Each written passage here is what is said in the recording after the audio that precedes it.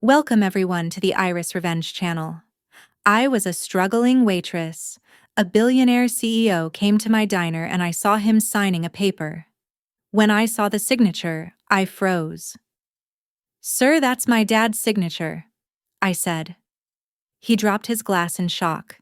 I was scrubbing down the chipped counter at Redwood Diner, my arms aching from the double shift when the sound of tires crunching over gravel made me glance out the window, and I froze. A sleek black car with tinted windows glided into our faded lot, the kind of car that looked so out of place in our rundown Midwestern town, it might as well have landed from another planet.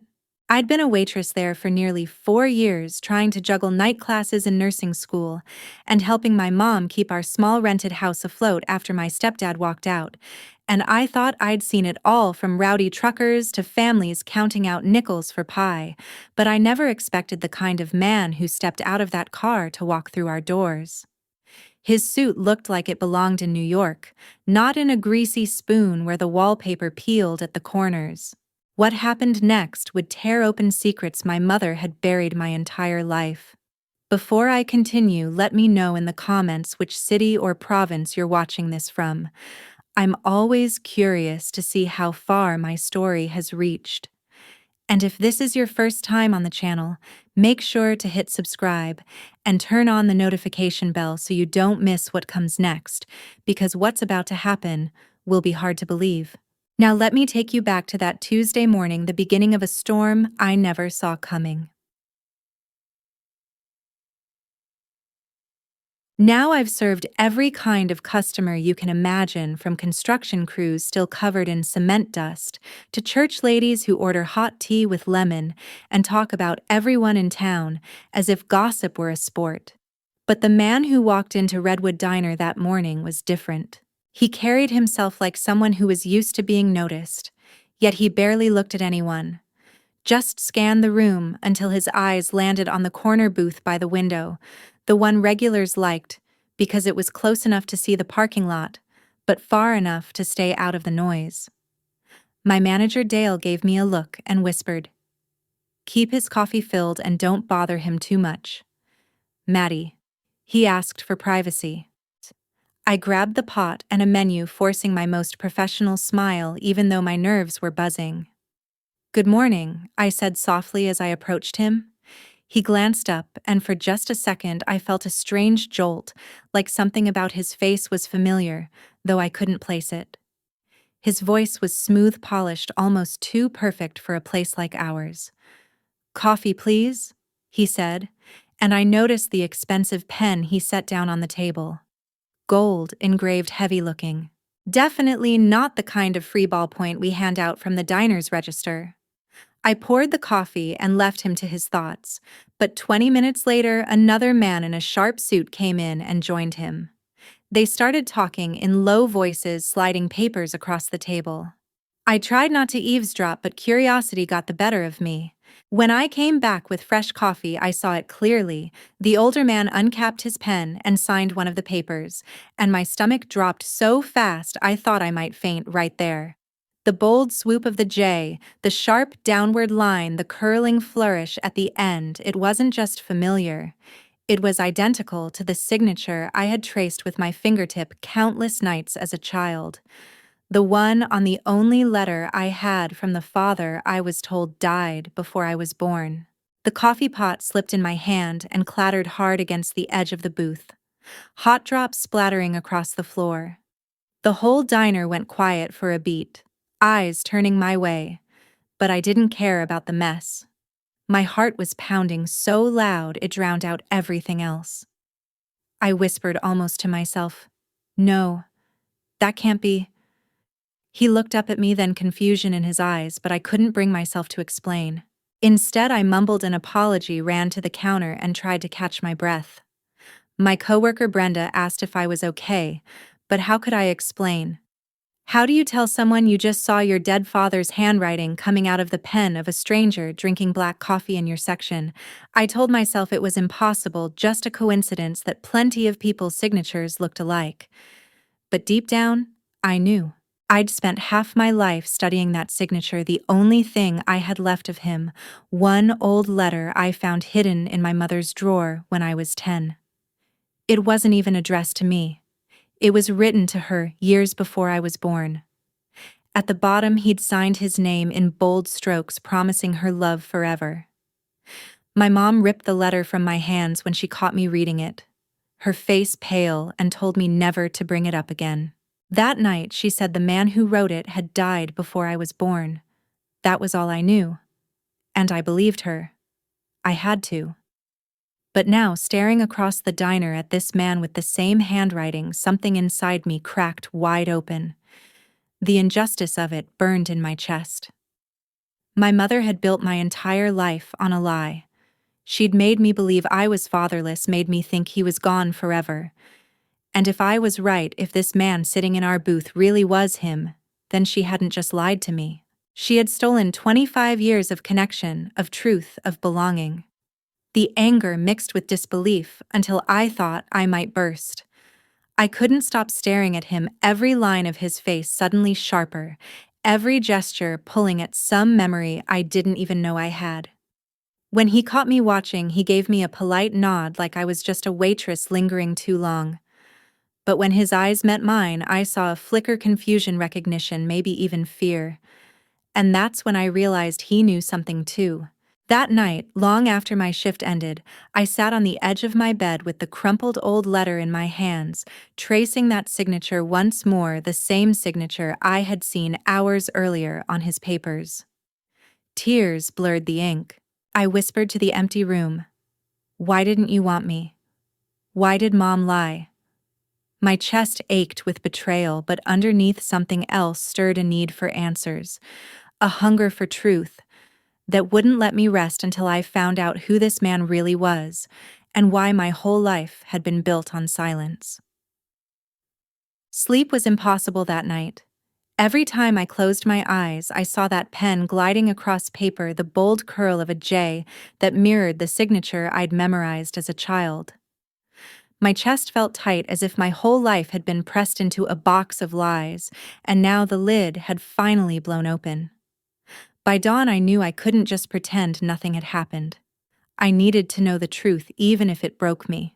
The next morning, before my mom woke up, I sat at the kitchen table with the letter laid out in front of me.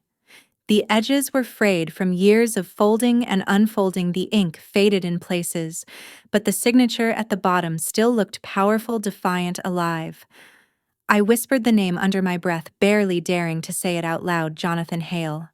That was the name I had carried in silence all these years, the name I'd never dared to Google because I wasn't supposed to know it. And now, here he was, sitting in my diner, alive, successful, signing contracts like he owned the world, while I was serving hash browns and coffee at $2 an hour plus tips.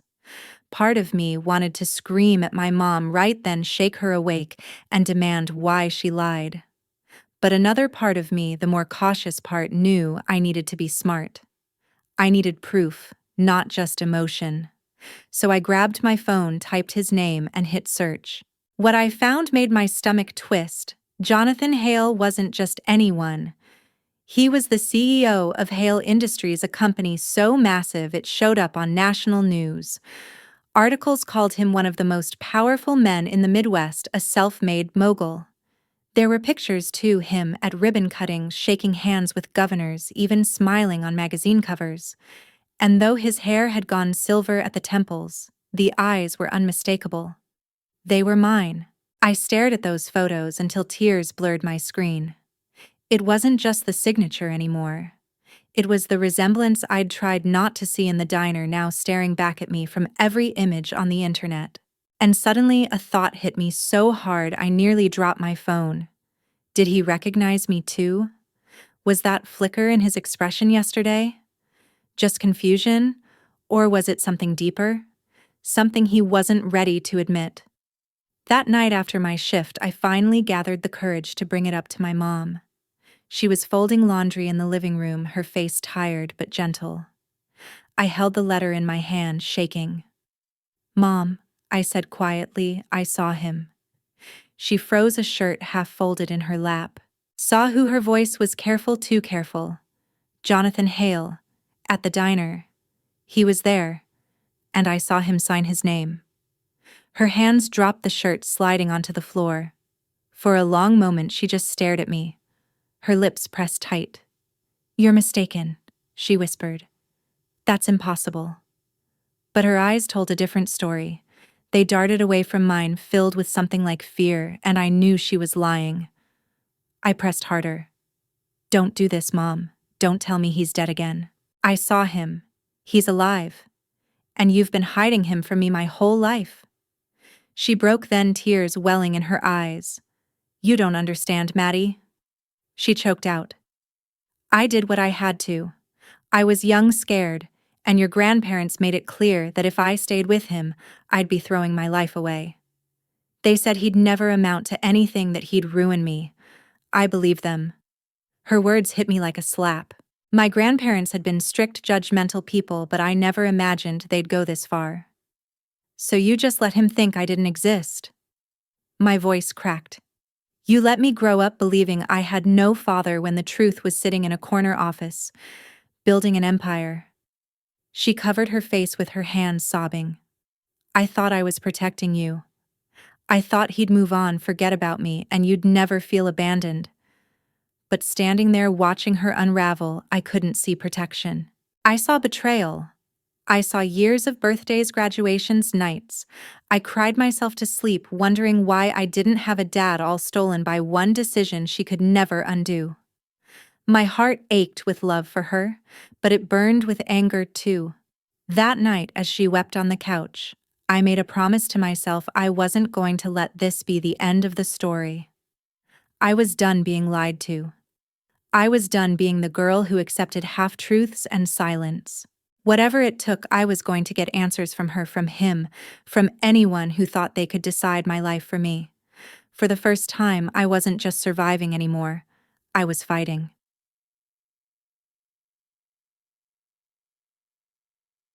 The house felt colder after that night, even though the furnace kicked on like usual. Mom barely spoke to me the next morning.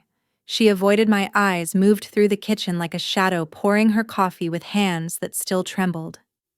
Every part of me wanted to grab her shoulders and shake the truth out of her, but she'd already shut down, retreating into silence the way she always did when life pressed too hard. I sat at the table, clutching the letter, knowing I'd pried open a wound she'd spent 25 years stitching shut. But I couldn't stop now. I needed more than half answers and broken apologies. I needed the truth, all of it. At the diner that afternoon, it was impossible to focus on orders. Every time the bell above the door jingled, my stomach clenched, half expecting that sleek car to roll up again. And then, as if the universe wanted to test me, it did. Jonathan Hale walked in alone this time, his presence pulling every eye in the room without him even trying. I froze with a tray of coffee mugs in my hands, my palms sweaty, my throat dry. He glanced around, his gaze landing on me for just a beat longer than it should have before he settled back into the same corner booth. Brenda nudged me, whispering, "That guy again. He's got movie star money written all over him. Maddie, you better flirt a little. Maybe score yourself a rich husband." She laughed, but my insides churned. If only she knew the storm raging in me. Husband.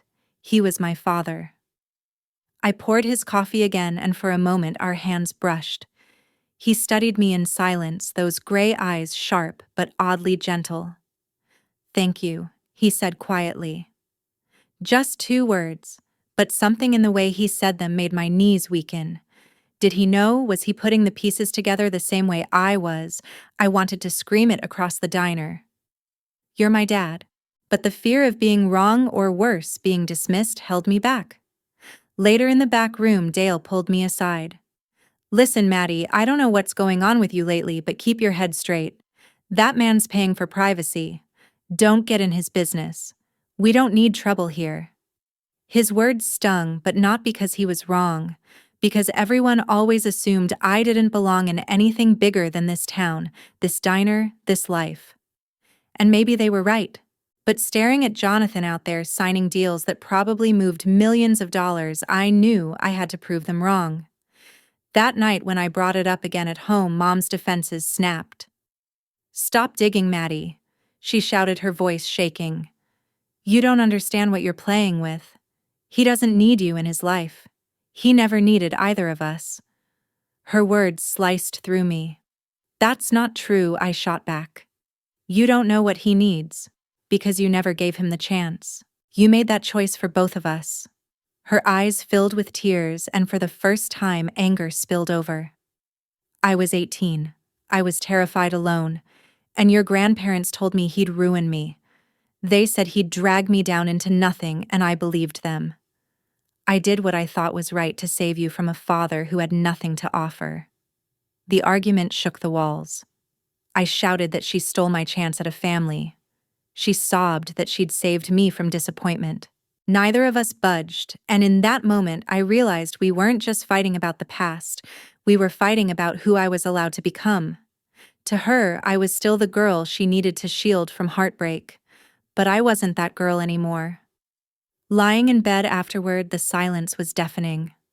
I thought about how many lies can grow from one seed of fear. My grandparents' judgment, my mother's shame, and now me stuck between anger and love, unsure if I could forgive her, but unable to stop needing answers. Every time I pictured Jonathan's face, the resemblance was undeniable. I couldn't erase it. And deep down, I knew this story wasn't over. Because here's the thing about lies: once the cracks appear, they don't stop spreading. And no matter how hard my mom tried to hold it together, the truth was slipping through her fingers, and I was ready to catch it, even if it shattered everything. I don't know what made me do it.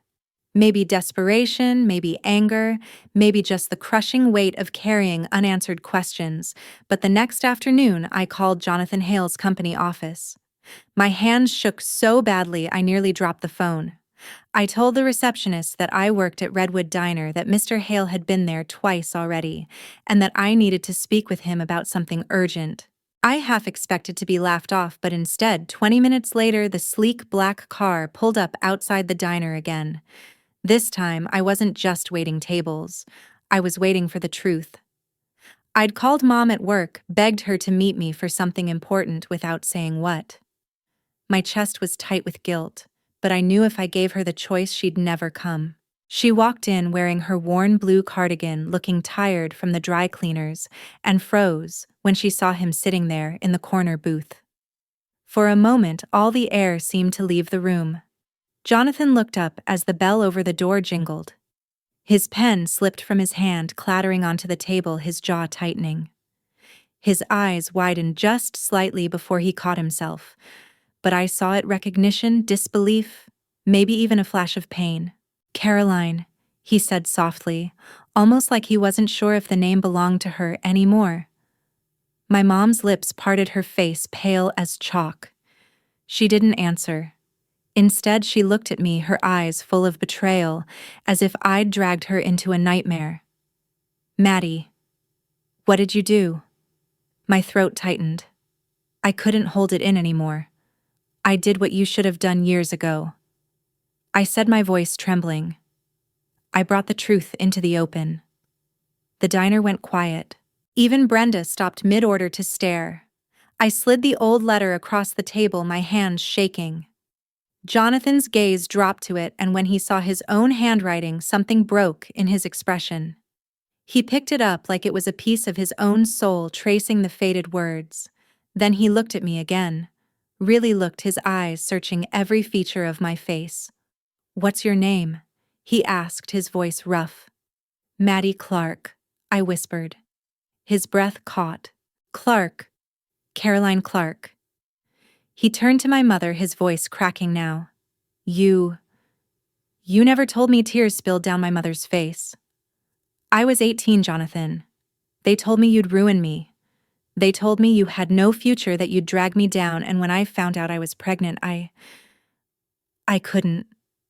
Her voice broke into sobs. Jonathan's hands trembled as he gripped the edge of the table. "Pregnant? You mean?" He stopped, staring at me again, his voice barely a whisper. "She's my daughter." The diner seemed to vanish around me. All I could hear was the pounding of my heart, my hands clenched into fists. Yes, I said, my voice shaking. Your daughter.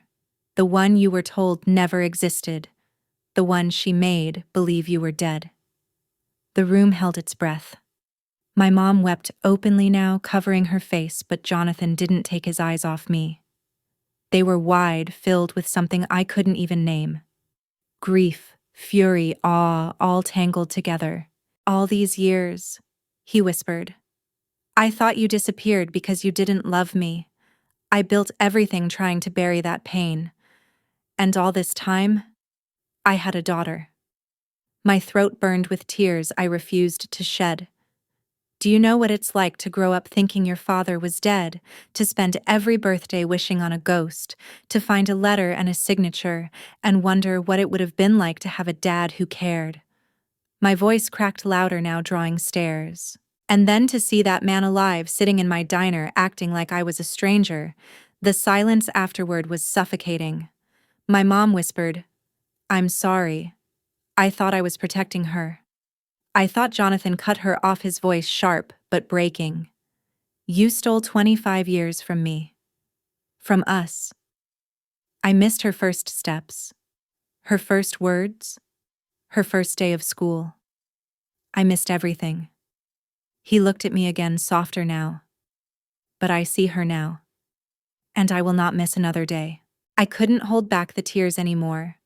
They slid down my cheeks as I tried to process everything, the betrayal, the revelation, the strange and terrifying joy of hearing the word daughter spoken about me for the first time.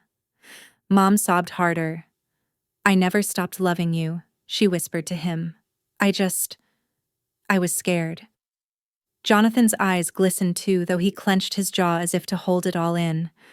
I never stopped loving you either. But you should have trusted me. He reached across the table, his hand trembling, and for a long moment it hovered there until finally I placed mine in his. The touch was electric, the weight of years collapsing into that single contact. For the first time in my life, I wasn't just a waitress in a small-town diner. I wasn't just the girl who grew up without a father. I was Maddie, daughter of Jonathan Hale, and nothing would ever be the same again. The silence that followed in that diner felt heavier than any words. For a long moment, nobody moved. Not me, not Mom, not Jonathan. Then the ordinary hum of the place crept back in the hiss of the grill, the clink of silverware, someone clearing their throat at the counter. But nothing about my world felt ordinary anymore. It was as if my life had split clean down the middle before that moment and after. Later that night, the three of us sat in our living room and, for once, it didn't feel like home. Mom perched on the edge of the couch like she was ready to bolt, her face swollen from crying. Jonathan sat in Dad's old recliner, the one that had never really belonged to anyone, looking like he didn't know whether to scream or collapse. And me, I sat in the middle, clutching the letter that had started it all, my anger and hope tangled into knots I couldn't untangle. I don't want your money, I blurted out before anyone could speak. The words surprised even me, but I needed him to hear them first. If you think you can just write a check and make up for 25 years, don't bother. That's not what I'm here for. Jonathan's jaw clenched, his eyes heavy with something close to shame.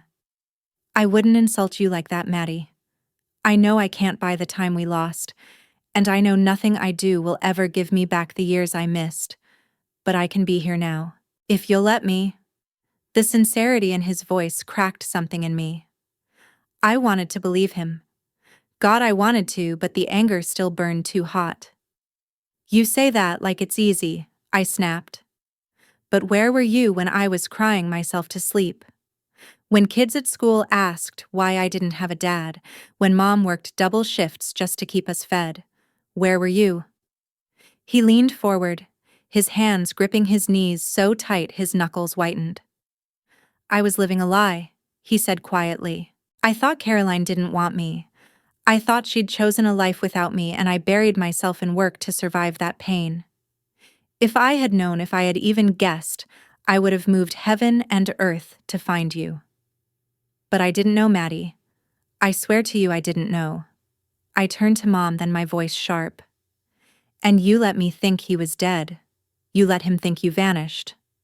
You robbed both of us. Her hands covered her face, her shoulders shaking. I was 18.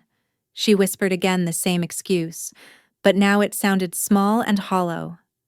My parents convinced me he'd destroy my life.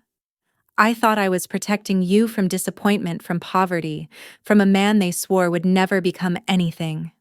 She looked up at Jonathan, her eyes brimming with regret. But I was wrong.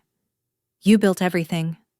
And I destroyed the one thing that mattered most. Jonathan's face softened, though pain lingered in every line. You destroyed us, Caroline. But you didn't destroy her. He glanced at me, his eyes steady.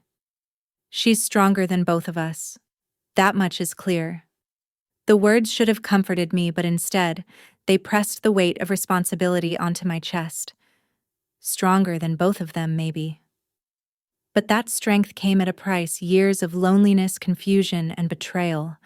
We sat there for hours, words spilling out in fragments, tears coming in waves. None of it could change the past, but slowly I felt the sharp edges of rage dulling into something else. Not forgiveness, not yet, but the faintest glimmer of possibility. By the time Jonathan stood to leave, he didn't reach for his pen or his wallet. Instead, he looked at me like I was the most important contract he'd ever sign, and all he said was, "I'll be back tomorrow. If you'll let me." And though I didn't answer out loud, deep down I knew I wanted him to come back. Not as a billionaire, not as a stranger, but as the father I'd been missing my whole life. The days after that night felt strange, like I was living in two worlds at once. On the surface, nothing had changed. I still clocked into shifts at Redwood Diner, still poured coffee, for the same truckers, and church ladies still came home to the little rented house that smelled faintly of laundry soap and fried onions. But under the surface, everything was different. For the first time in 25 years, I wasn't fatherless anymore. And as terrifying as that felt, it also gave me a kind of strength I didn't know I'd been missing. Jonathan came back just like he promised. Not with gifts or checks, not with fancy speeches. Just himself. He showed up with coffee, for Mom asked me about my nursing classes, even sat through Brenda's relentless gossip without flinching. Bit by bit, he chipped away at the walls we'd built around ourselves. I still felt the sting of betrayal when I looked at Mom, and the ache of lost time when I looked at him. But I also felt something I hadn't felt in years: hope. One Saturday afternoon, I caught the two of them talking in the backyard, standing by the crooked fence Dad never got around to fixing. They weren't fighting anymore. They were quiet voices, soft, like two people remembering what it felt like to be young and in love before fear and judgment pulled them apart. I watched from the kitchen window, and for once I didn't feel angry. I just felt relieved. Relieved that maybe, after all this time, we were finally allowed to stop carrying secrets. Life didn't transform overnight. I still worked shifts, still studied until 2 in the morning, still pinched pennies to make tuition. But there was a new current running through everything, a sense that I wasn't carrying it all alone anymore. Jonathan started coming to my classes when I had presentations, sitting quietly in the back row. Mom started smiling more, her shoulders a little less hunched, as though forgiveness was loosening something inside her. Sometimes, late at night, I'd lie awake and wonder how different my life would have been if Mom had told the truth from the start. Would I have grown up in mansions instead of small apartments? Would I have been spared the long nights of worry, the shame of never knowing where I came from? Maybe.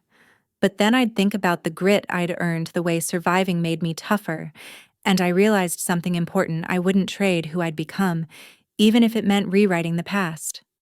Because the truth is, we don't get to choose the storms that hit us. We only get to choose what we do after. My mother chose fear, and she carried the weight of that lie for half her life. My father chose ambition, and it cost him decades of love he didn't even know he was missing. And me, I chose to dig, to demand answers, to face the pain head on, and that choice gave me back a family I thought was gone forever. So here's what I learned. Sometimes the people we love make terrible mistakes, mistakes that steal years and scar hearts. But forgiveness doesn't erase the past, it frees the future. And carrying anger may feel powerful in the moment, but it's nothing compared to the strength you find when you let light in through the cracks. The last time Jonathan came by the diner, he slipped into the booth where it all began. He didn't sign any contracts or shuffle papers this time. He just sat with me sipping coffee and said quietly, "You know, Maddie, I've built companies and towers and a fortune I'll never finish spending. But you're the one thing I'll be proud of forever." I don't think I'll ever forget those words, because for the first time in my life, I didn't feel like a waitress trapped in a small town. I felt like someone's daughter. And that's something no lie, no lost years, no storm can ever take away from me again. Thank you for listening until the very last moments of this story. Please leave a comment and share your thoughts and feelings. And if this is your first time visiting this channel, don't forget to hit subscribe. Turn on the notification bell so you won't miss out on these real-life stories that are deep, bitter, and full of spectacular plot twists. See you in the next videos.